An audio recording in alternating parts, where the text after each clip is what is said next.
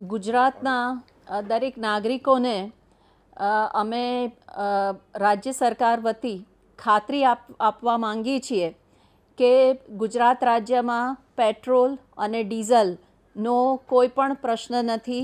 બધા જ petrol pump ઉપર પૂરતો જથ્થો ઉપલબ્ધ છે, તેમજ આપણી પાસે પૂરતો બફર સ્ટોક પણ ઉપલબ્ધ છે.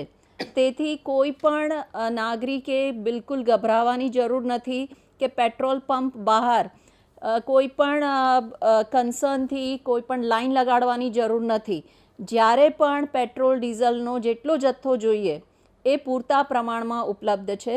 અને મારી સાથે ઇન્ડિયન ઓઇલ કોર્પોરેશન લિમિટેડના ગુજરાત રાજ્યના નોડલ ઓફિસર તેમજ પેટ્રોલ પંપ ડીલર્સ એસોસિએશનના ભારતના પ્રેસિડેન્ટ મારી સાથે આ પ્રેસ કોન્ફરન્સમાં જોડાયેલા છે અને એ પણ આપને આ ખાતરી. Sanjeev Behera, executive director and state head Indian oil corporation Gujarat state office. मैं स्टेट लेवल कोऑर्डिनेटर भी हूँ ऑयल इंडस्ट्रीज़ का, गुजरात में भी हूँ. एक चीज़ मैं आश्वस्त करना चाहता हूँ कि जो पेट्रोल पंप हमारा गुजरात में है, सारे पेट्रोल पंप में एडिक्वेट स्टॉक्स है. हमारे पास जो डिपोज एंड टर्मिनल्स है उसमें भी एडिक्वेट स्टॉक है. तो buffer stock, sufficient buffer stock है और कोई पैनिक का कोई इशू नहीं है. मैं आप लोगों को रिक्वेस्ट करना चाहता हूँ, जो पेट्रोल पंप है वहाँ पे आइए, लेकिन कोई क्यू लगाने का ज़रूरत नहीं है. एडिक्वेट इन्वेंट्री है. जब चाहे any point of time you can come to our outlets and you can take fuel. Nothing to panic, that much assurance I can give on behalf of the oil companies. And एक चीज़ हमको कुछ media में देखने को मिला था कि कुछ आउटलेट हमारा बंद कर दिए हैं. वो वेरीफाइड नहीं है अभी. हम डेफिनेटली उसको वेरीफाई करेंगे.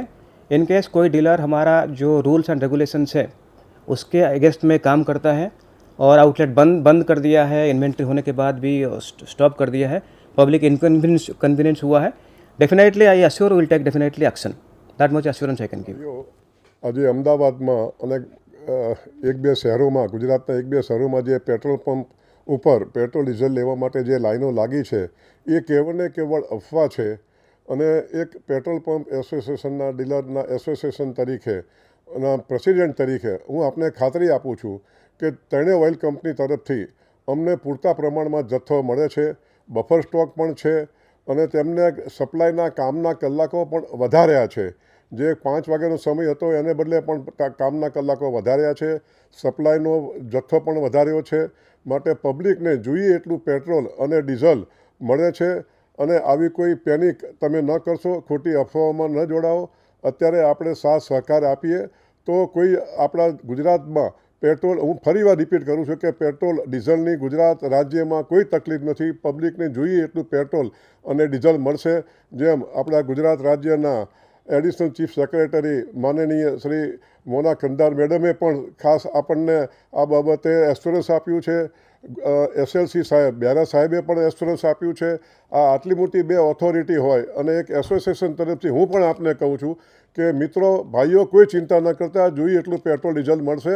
માટે આમાંથી મુક્ત થાવ અને આ બાબતે કોઈ મીડિયામાં પણ ફોરવર્ડ કરીને અને લોકોને પણ ઉશ્કેરશો નહીં, તેવી મારી આપને નમ્ર વિનંતી છે. આપે બંને પ્રતિનિધિશ્રીઓને સાંભળ્યા છે. ઇન્ડિયન ઓઇલ કોર્પોરેશન લિમિટેડના એક્ઝિક્યુટિવ ડાયરેક્ટર તેમજ સ્ટેટના નોડલ ઓફિસર તેમજ ભારતના પેટ્રોલિયમ ડીલર્સ એસોસિએશનના પ્રેસિડેન્ટ બંનેએ આપણને ખાતરી આપેલી છે અને રાજ્ય સરકાર વતી હું પણ આપને ખાતરી આપવા માંગુ છું. જે કોઈ અમને 2-3 સમાચાર કે રિપોર્ટ એવા મળ્યા છે કે અમુક ફલાણી જગ્યાએ પેટ્રોલ પંપમાં પેટ્રોલ કે ડીઝલ નથી ઉપલબ્ધ, એ હજી કોઈ વેરીફાઈડ સમાચાર નથી. તેથી મારી બધાને નમ્ર અપીલ છે કે બધી અફવાઓથી દૂર રહો. જે પ્રમાણે શ્રી સંજીવ બહેરાજીએ કહ્યું એ રીતે જો કોઈ પણ ડીલરે આટલો જથ્થો પૂરતો હોવા છતાં કોઈ પણ એમનાથી ત્રુટિ થઈ હશે તો એના પર સખત એક્શન લેવામાં આવશે. પરંતુ આપણી પાસે પૂરતો જથ્થો ઉપલબ્ધ છે. પેટ્રોલ અને ડીઝલના જથ્થામાં કોઈ પણ પ્રશ્ન નથી. તેથી અફવાઓથી દોરાઈને આપ કોઈ હેરાનગતિમાં પડશો નહીં તેમજ ખોટી લાઈનો લગાડશો નહીં.